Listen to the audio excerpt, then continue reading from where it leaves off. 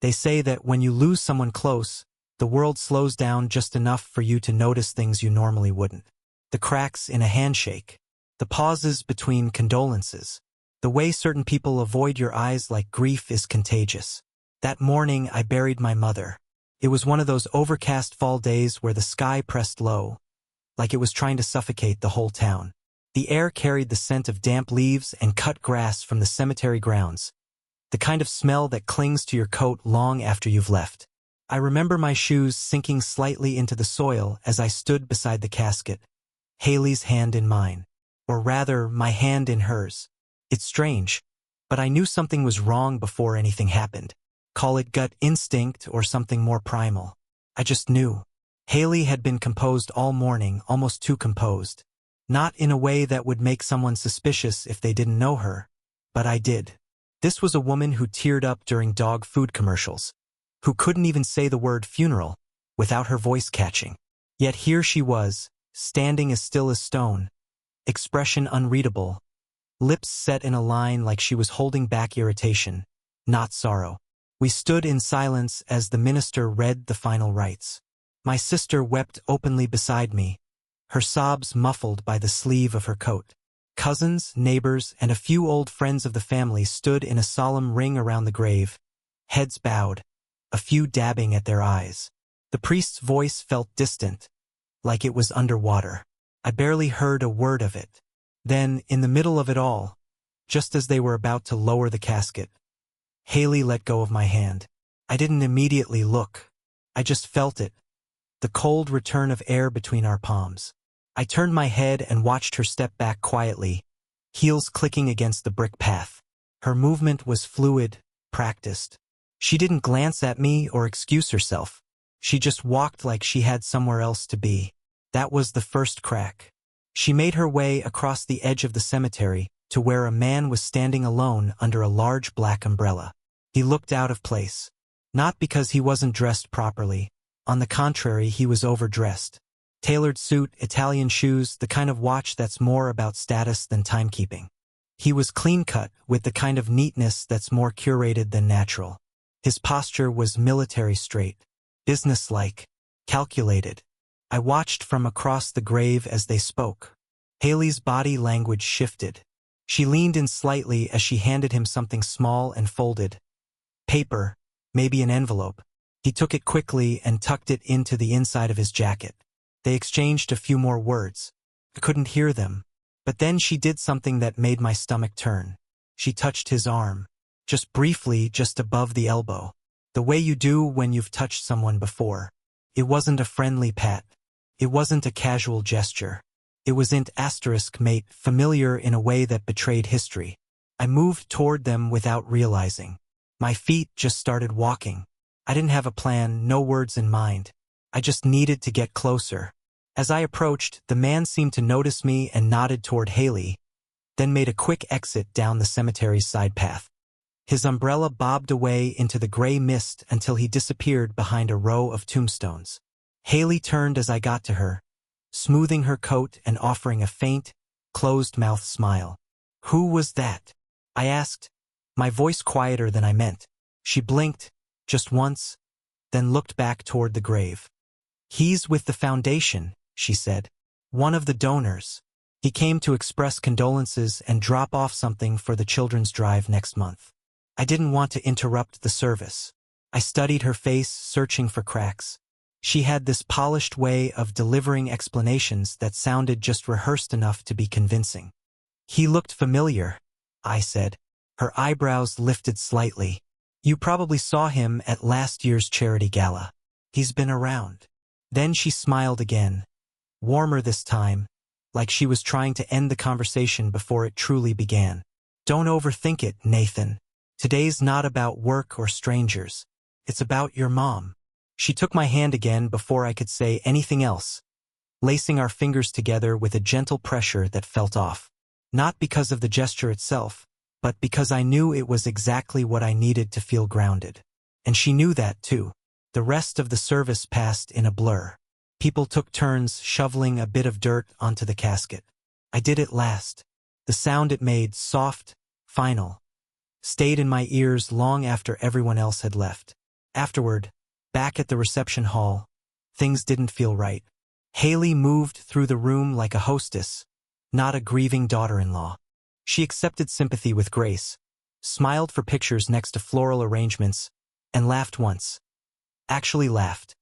When someone told an old story about my mom accidentally hitting reply all on a church-wide email. I mean, sure, it was a harmless story, but it was the kind of polite chuckle you'd expect at a wedding. Not here. I stood in the corner sipping lukewarm coffee, watching her. She looked radiant. Her makeup was flawless, not a single smudge despite the weather. Her dress was elegant and form-fitting, like it belonged at a fundraiser, not a funeral. And she kept glancing at her phone, subtly, every few minutes. I noticed things I hadn't before. How she stepped away to take a call near the coat check. How she whispered into the phone, her face angled away. How she tapped her screen 3 times after hanging up. Locking it, maybe, or deleting something. I asked her later that night about the man again. She was brushing her hair out in front of the bathroom mirror. I came up behind her, met her eyes in the reflection. That guy from earlier, I said. What was his name again? She didn't pause. Adam Foster. Director or something? She shrugged. He's on the board, yeah. Don't worry about it. Her tone was soft, dismissive but not defensive. That's what struck me. It was too calm, too measured, like she was expecting the question and had rehearsed the answer. That night, as I lay beside her in bed, I kept staring at the ceiling, her slow, rhythmic breathing beside me. Couldn't sleep. My mind replayed the moment in the cemetery, the way she touched his arm, the expression on her face when she turned back and saw me watching. It wasn't guilt. It was annoyance. And suddenly, it hit me. Today, of all days, was supposed to be the one where she was emotionally present, vulnerable, connected to me, but instead she had seemed preoccupied, as if this whole day, my mother's funeral, had been an inconvenience she was eager to move past, a box to check before moving on to something more important. That thought hollowed me out in a way I couldn't describe. It wasn't even the suspicion that broke me, not yet. It was the possibility that I'd been blind for longer than I realized. That the person lying next to me, the one who whispered, "I love you," every morning, might have been slipping away in plain sight, and I'd done nothing to stop it. As she turned in her sleep and draped an arm across my chest, I stared at the ceiling wide awake. The sound of dirt hitting would echoing in my memory. Something was wrong. I just didn't know how deep it went yet. I didn't sleep that night. Not a minute. I lay there, staring at the ceiling like it held answers.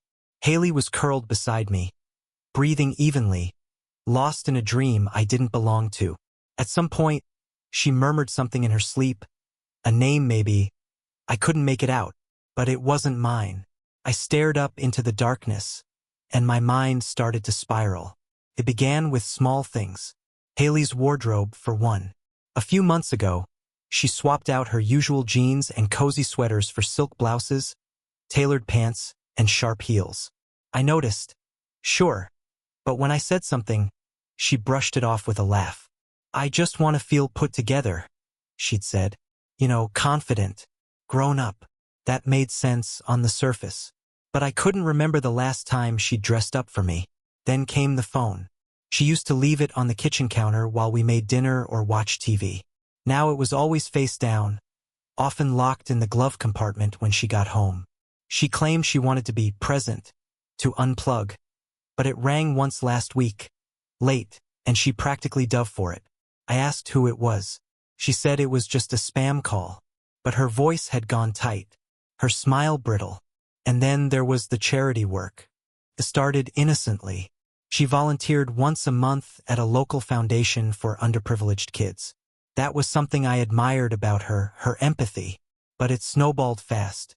Suddenly, she was on committees, taking calls at all hours, attending late-night meetings.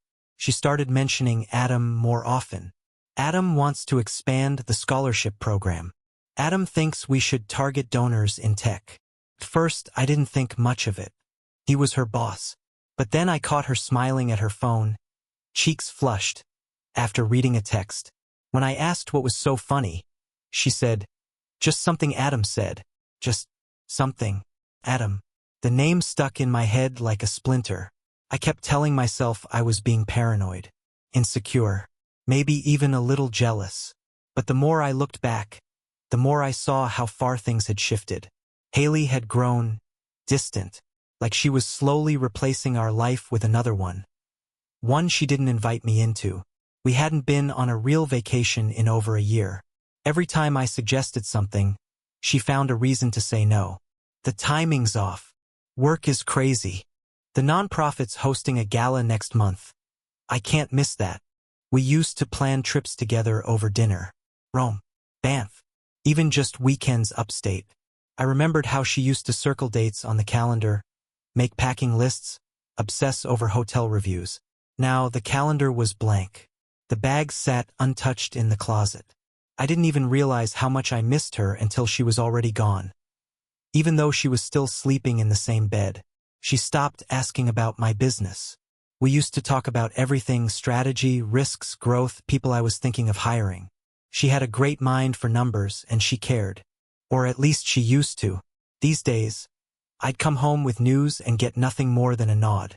Her eyes stayed glued to her screen. Even our routines had changed. She started working out earlier, waking at 5 to run. She'd return, shower, and be gone before I was fully awake. That never used to be her rhythm. Haley liked slow mornings, tea in bed, long showers with the bathroom door cracked open so we could talk. Now, the door was always closed. I got up sometime around 4 and went into the kitchen. The house was silent. The kind of silence that doesn't feel peaceful, it feels empty. I poured a glass of water and stood at the window, staring out at the dark backyard. The porch light flickered. We used to sit out there on weekends, wrapped in blankets, sipping wine and dreaming up names for kids we hadn't had yet. I hadn't heard her mention children in months. I wandered through the house, past framed photos. Us smiling on the beach, dancing at a wedding, cuddled on the couch in Christmas pajamas. They felt like postcards from a different life. A life she had already stepped out of. I ended up in the guest room, the one we rarely used. I sat on the edge of the bed and stared at the closet, half expecting to find a suitcase already packed, waiting. But it was empty, at least for now. My mind kept circling back to the funeral. The man Adam, the paper she gave him, the way she touched his shoulder like she knew what it felt like under her palm. That gesture haunted me. It wasn't the kind of touch you give a stranger or even a colleague. It was ownership, memory, comfort. What had she handed him? A donation? A note? A plan? I tried to remember if she'd ever mentioned that he would be attending. I didn't think she had. It didn't make sense. Why would someone from a nonprofit board attend my mother's funeral? She wasn't a donor. Haley hadn't even mentioned inviting anyone outside the family. Unless it wasn't about the funeral. Unless he wasn't there for me. I lay back on the guest bed, staring at the ceiling fan as it spun slowly, creaking with every rotation. I closed my eyes and let my mind unravel everything. Every cold shoulder, every evasive answer, every smile she saved for her phone instead of me. That was when I made the decision. I wasn't going to confront her. Not yet. I didn't have facts. I didn't have evidence. All I had was suspicion, and suspicion could be manipulated, explained away. I'd seen her talk her way out of tight corners before, with clients, with donors, with our own friends. She had this gift for flipping the script, making you feel guilty for asking questions. No, I needed the truth. Something undeniable. The next morning, I reached out to an old acquaintance, Ryan Monroe. We hadn't spoken in years, but he'd once worked private security. Quiet, thorough, discreet. We grabbed lunch downtown at a quiet cafe, the kind with more ivy than light. I need someone to look into my wife. I told him, my voice low. He didn't flinch, just stirred his coffee. Surveillance. I nodded. He tapped the edge of the cup. You want the full package? Calls, texts, movements, visual confirmation. Yes, I said. I want everything. I need to know if I'm crazy, or if I'm just the last one to find out. Ryan gave a small nod, then reached for his phone. "Give me a week." And that was it. I went home and pretended everything was fine. I smiled. I asked about her day. I made dinner. Haley was cheerful that evening, unusually so. She brought out a bottle of red, toasted to my mom's memory, and curled up beside me on the couch as we watched a show we'd already seen. She laughed at all the right moments. She kissed my neck just before bed. She whispered, "I love you," before rolling over and falling asleep. And maybe, once upon a time, I would have believed her. But that night, lying next to her while her phone buzzed silently on the floor by her side of the bed, I knew what I was really hearing. A goodbye already in motion. 1 week. That's how long Ryan said it would take. Felt like a lifetime. I walked around with a weight in my chest, a pressure that no amount of deep breathing could release. I woke up early and stayed out late, pretending to be busier than I was. Anything to avoid too much time under the same roof. Haley noticed, of course. She asked if something was wrong. I smiled and told her I was just overwhelmed with the estate stuff. She nodded and didn't push. Maybe she wanted to believe it. Maybe she already knew she didn't have to try anymore. By the third day, Ryan started sending me updates. It began with a photo. It arrived on my phone just after lunch. I had been sitting in my truck outside the hardware store, scrolling through emails, when it pinged. The image showed Haley and Adam standing in front of a sleek glass building, some boutique hotel I'd never seen before. They were both smiling. Not posing, just smiling at each other like the world didn't exist around them. Haley had her hand on his arm, the same place she touched him at the funeral. I zoomed in. Her wedding ring was off. The caption from Ryan was simple: Hotel Cascade. 3 hours. Entered together. No guests registered under her name. I don't know how long I sat there. My phone resting on the passenger seat. My hands clenched around the steering wheel so tight it creaked. I didn't cry. I didn't scream. I just sat in that sick, suffocating silence while the truth pressed down on me like a vice. And that was just the beginning. Over the next 2 days, Ryan delivered everything I didn't want to know but needed to. There was surveillance footage, blurry but clear enough, of Haley and Adam exiting a different hotel just before midnight. Another day, he caught them having dinner in a quiet restaurant 2 towns over, Haley's hand resting on his knee beneath the table. She laughed in a way I hadn't heard in months. Carefree. Bright. The way she used to laugh with me. But the worst came on day 5. Ryan sent me an audio recording. I hesitated before opening it. I stood in my garage, door shut, the smell of motor oil in the air, and listened with my back against the wall. Adam's voice was low, smooth. Too familiar now. Once the estate settles, you'll have more room to maneuver. Especially if you can convince him to sell that last property. Then Haley's voice, soft but certain: "He's getting there. All this grief has him off balance. I just need a little more time." My stomach turned. Adam laughed and it made my skin crawl. "You're amazing, you know that?" Then the rustle of movement. A kiss, maybe? Something worse, maybe? And then her voice again. "We're so close." So close to what? I didn't sleep that night. I didn't go inside. I sat in the garage with the door cracked just enough to let the morning light creep in. My hands trembled. I had never felt so betrayed, so stupid. She wasn't just cheating. She was planning something. Playing me like a piece on a board. I kept hearing her voice in my head. "I love you." Over and over again, like a sick joke. Like a line from a script. When I finally walked back into the house, Haley was in the kitchen. Making tea. Humming to herself. She looked up at me, smiling. "You're up early." I nodded, grabbed a water from the fridge. My eyes met hers, and for a split second I wondered if she could tell. If she knew I knew. She didn't flinch. That's when it hit me: this wasn't guiltless. This wasn't a slip. She wasn't struggling with a decision. She had made it. She was committed to it. The deception wasn't a burden to her. It was strategy. The next day, Ryan sent the final piece. It was a video, a high-angle SH*T, likely from a security camera positioned in a quiet parking garage. Haley and Adam were standing between 2 cars. They weren't touching this time. They were arguing. At least, Adam looked frustrated. Haley was calm. Too calm. She said something I couldn't hear.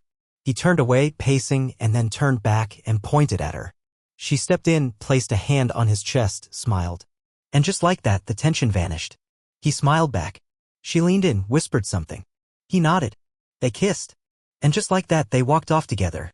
When the footage ended, I sat back, staring at the blank screen. My mind was numb. I wasn't even surprised anymore. I had been grieving my mother and my marriage at the same time, and Haley, she had used both as leverage. The part that gutted me most wasn't the affair. It wasn't even the betrayal. It was the calculation.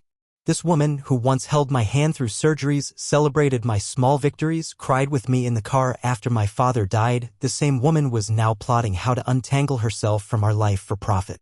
And I had been helping her do it. I had signed forms she brought me for the nonprofit. I had agreed to sell shares for liquidity. I had paid for a trip she took for a leadership summit. I had paved the way for her escape and her reward. I needed to see her again. Not as my wife. Not as Haley. As the woman who orchestrated the downfall of a man she once swore to love. That night, I told her I wanted to plan something to honor my mother. A formal memorial. Something quiet and small, just family. I said I wanted her help. She lit up, visibly thrilled to be included in something again. The lie slipped off my tongue so easily it scared me. We made dinner together. She played music, poured wine, swayed through the kitchen. I watched her from across the counter. Her smile. Her confidence. Her comfort. And I realized then she thought she'd won. She thought I was still asleep. And maybe, just maybe, that was exactly what I needed her to believe. I always thought betrayal would break me. Shatter me into so many pieces I'd never find the edges again. But in the days after I learned what Haley had done, what she was doing, something shifted inside me. It wasn't rage. It wasn't grief. It was precision. Cold, steady clarity. She had planned this for months, maybe longer. She thought she was smarter than me. Thought I'd never see it coming. But she forgot one thing: I wasn't raised by fools. My mother, for all her softness, had a mind like a fox in a field of traps. She taught me how to read people, how to listen when someone thinks they're not being heard. When someone's lying, she used to say, they either give you too much or not enough. Watch the margins, not the center. I didn't understand it then. I do now. Haley had underestimated me. That was her mistake. Her fatal one. The idea came to me the same night I saw the footage of her and Adam in the parking garage. I sat at the kitchen table until the sun came up, staring at nothing. And when that first ray of morning light broke through the blinds, it hit me like a lightning bolt. I didn't need to catch her. She'd already confessed without knowing it. I needed to trap her. I called Ryan. Told him the plan. He didn't say much. Just listened. Then, with a slow exhale, said, I know a guy. It took 5 days to pull it off.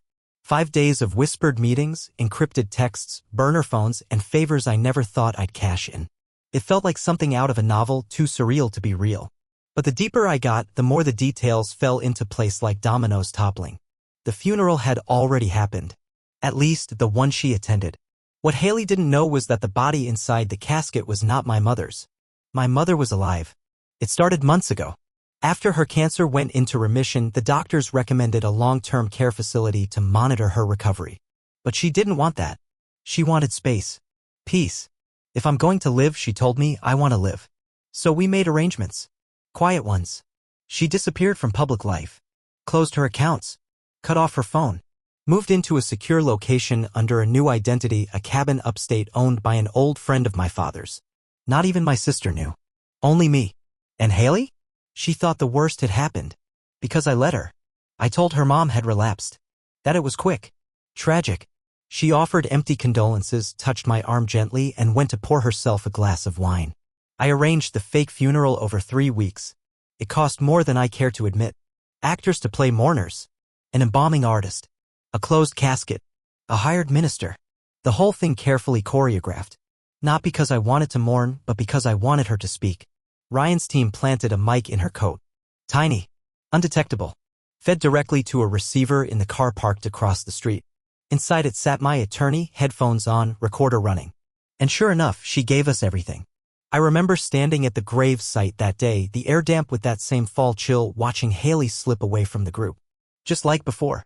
She moved to the far edge of the cemetery where Adam stood beneath a dark umbrella. His presence was deliberate, arrogant. Like he believed he belonged there. Like we wouldn't notice. They whispered. Smiled.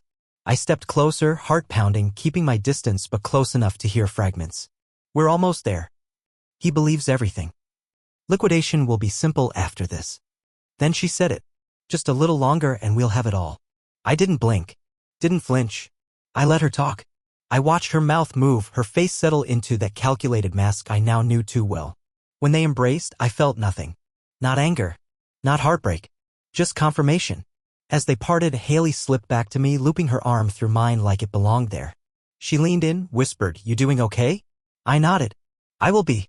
That night, I sat with my attorney and reviewed the footage. The audio. The photos. All of it. "What do you want to do with this?" he asked. I looked at the screen, paused on Haley's face, her eyes full of fake empathy, her lips forming lies with ease. "Build a case," I said, "and make it airtight." Over the next week, we began assembling every piece. Ryan's surveillance. Financial forensics. A deep dive into Haley's charity work. It didn't take long to uncover the shell companies, the odd transactions, the transfers between her name and Adam's. She hadn't just been cheating. She'd been laundering. The so-called foundation was a front. A means of moving money from one pocket to another under the guise of donations and humanitarian work. Haley played the public face. Adam pulled the strings behind the curtain. And I had been the perfect mark. But not anymore. I let things play out. At home, I stayed quiet. Cordial. Let her believe the performance had worked. She cooked more, smiled more, tried to connect again. But I knew it wasn't real. It was a setup. She needed me soft. Willing. Open. She needed me distracted. One evening, she poured 2 glasses of wine and sat beside me on the couch, legs draped over mine. Her hand rested on my chest. "You've been so strong through all this," she said softly. "I just want you to know I'm here. I always will be." I looked at her, eyes locked, and smiled. "Thank you." And I meant it.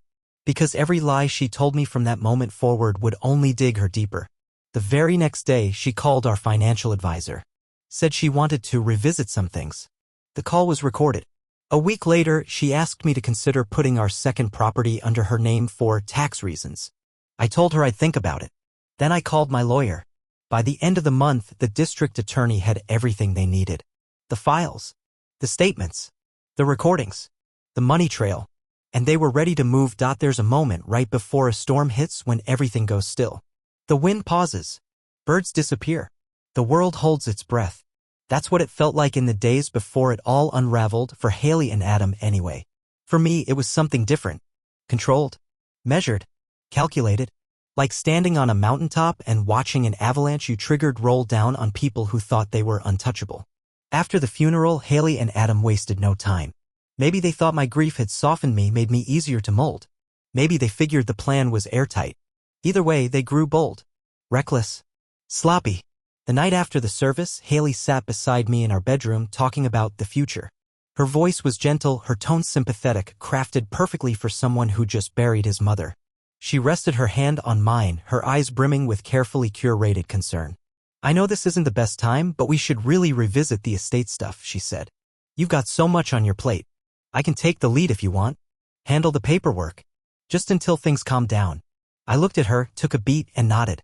"That'd be a huge help." She kissed my cheek. "We're a team, right?" "Always," I lied. The next day, her tone changed. More assertive. She emailed my lawyer asking for updates on the transfer of joint holdings, CCing Adam from her foundation address, as if she thought slipping his name in would fly under the radar. She started dropping phrases like executive control, consolidated accounts, accelerated disbursement. She talked about it at dinner like it was nothing, like we were planning a vacation. But I nodded. Smiled. I played my part. The prosecutors had everything by then. The recordings, the surveillance, even witness testimony. A former accountant from the children's charity came forward after seeing Haley's face in a local paper next to mine. Said she recognized Adam from board meetings, mentioned strange transactions and unusual overseas donations. That was the final nail. The very next morning I got the call. "We're ready," the assistant DA said. "It'll happen tomorrow." I didn't sleep. Didn't need to. I lay in bed next to Haley as she scrolled through her phone, texting in silence. Her screen lit up the room every few seconds. She smiled once. At 6:15 the next morning, I made coffee like I always did. I even made her a cup 2 sugars oat milk, just how she liked it. She kissed me on the forehead as I handed it over. "Thank you, babe." Outside, the world was quiet. Still. At exactly 6:47, the knock came. Not loud, just firm. I was already standing by the window when they pulled up. 2 black SUVs. No sirens. No rush. Just purpose. I watched Haley walk to the door in her robe, coffee still in hand. She opened it casually, expecting a delivery, maybe a neighbor. Instead, she found 2 federal agents, flanked by 2 local officers. "Haley Morgan?" one of them asked, flashing a badge. "We have a warrant." She froze. "Excuse me." They stepped in. One handed her a folder. Another entered with gloves already on. "I don't understand," she stammered. "We're placing you under arrest for conspiracy to commit financial fraud, obstruction of justice, and attempted misappropriation of protected estate assets. You have the right to remain silent." I stood back as the words fell around her like bricks. Her mouth opened, then closed. Her eyes met mine across the room, wide, pleading, confused. "Nathan," she said. "What is this? Tell them this is a mistake." I didn't say anything. "Nathan." Still, I said nothing. As they cuffed her and led her toward the door, she thrashed. "This is insane. I didn't do anything. Nathan, say something." I followed slowly, calmly, like I was walking through a memory. Adam's name was mentioned within minutes. Another warrant was being executed at his apartment on the other side of town. The agents didn't need to tell me how it went. I knew. He'd been stupid enough to leave a digital trail miles wide. They placed Haley in the back of a car and shut the door gently. She screamed behind the glass. I watched it all from the porch, holding my coffee. The same mug she bought me 2 Christmases ago. Best husband ever. Still made me laugh. As the engine started and the convoy pulled away, I felt something unexpected. Relief. Not because she was gone, but because the truth was finally louder than her lies. The investigation didn't take long to expand. Adam cracked first. I always figured he would. Guys like him always do. No backbone. He was the kind of person who crumbled as soon as the lights got hot. He turned on Haley within a week, exchanging statements and emails in return for leniency. Claimed she masterminded the plan, used his name for credibility, said he didn't know the full extent. That was a lie, of course. But I let him spin it. Haley fought harder. She hired a high-powered attorney, tried to paint herself as misled, manipulated, coerced. She claimed she only went along with Adam's ideas out of fear. But the prosecutors had everything: wire transfers, her voice on tape discussing estate strategy, financial intent, timelines. Intent. That was the key word. And there was plenty of it. She started denying things. Then she started admitting small parts. Then she cried. Then she blamed grief. Then she went silent. None of it mattered. The trial moved swiftly. She was charged with multiple felonies, each more severe than the last. Her bail was denied. She sat through hearings in a gray pantsuit 2 sizes too big, flanked by attorneys who stopped believing her halfway through opening statements. I attended only once. Just once. She saw me in the gallery and froze. Her face was pale, drawn. She looked like someone waking up from a dream they didn't realize was a nightmare. I didn't smile. I didn't frown. I just sat there, watching her. Watching what was left of the woman I married fade away under the weight of her own choices. When court recessed, she turned as they led her out. "Nathan," she said. "Please." I stood and walked out. I didn't go back. In the months that followed, I sold the house. The one we bought together, painted together, renovated together. Every corner felt like a lie now. The kitchen she smiled in, the porch she kissed me on, the bed she lied in, gone. I bought a smaller place. Quiet. Clean. Mine. I placed most of my assets in a trust, one specifically designated for elderly victims of financial fraud. It was something my mother believed in, something she once worked on before the illness took her out of public life. Now she watched it all unfold from a safe distance, tucked away in the cabin we chose for her recovery, under a new name, surrounded by peace. She knew everything. And she was proud. I took meetings. I gave interviews. I became a voice for those manipulated by people they trusted. There were more of us than I ever imagined. Men. Women. All ages. All blindsided by betrayal wrapped in love. Haley and Adam had underestimated more than just me. They had underestimated resilience. And that was their biggest mistake. With Haley and Adam behind bars, I rebuilt from the ashes. I poured myself into advocacy, lectures, foundations, interviews, sharing what betrayal taught me about trust, control, and healing. The house was gone, but peace filled its place. I moved closer to my sister. Reconnected with my father's side of the family. I wasn't just moving on, I was moving forward. For the first time in years, my life was mine again. And my mother, quietly thriving under her new name, reminded me in every letter that surviving isn't enough. We rebuild. 2 years later, I got a letter postmarked from a federal prison. Haley's handwriting.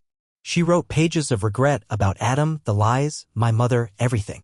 Said she couldn't forgive herself but hoped I might one day. I read it once. Then filed it away, unopened again. Not out of hatred but indifference. I had no more war left to fight. Outside, someone waited, someone real. Someone honest. As I stepped into the sun with her hand in mine, I knew I'd already won.